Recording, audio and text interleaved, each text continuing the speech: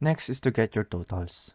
Get the ID, total items, and subtotal, taxes, and total of the elements, and store them in variables named total number of items rather, and cart subtotal, cart taxes, and cart totals respectively.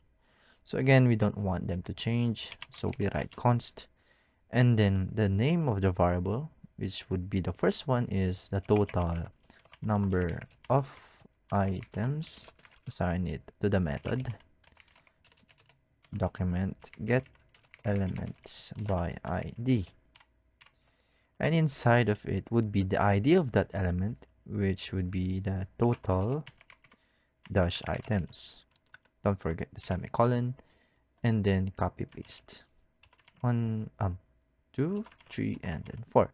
Second one would be cart subtotal, so we are going to rename this one to that name, cart subtotal. And also for the id of it, which would be only subtotal. Third one would be cart taxes, and it has an id of taxes. And then cart total, and it has an id of only total. Nice.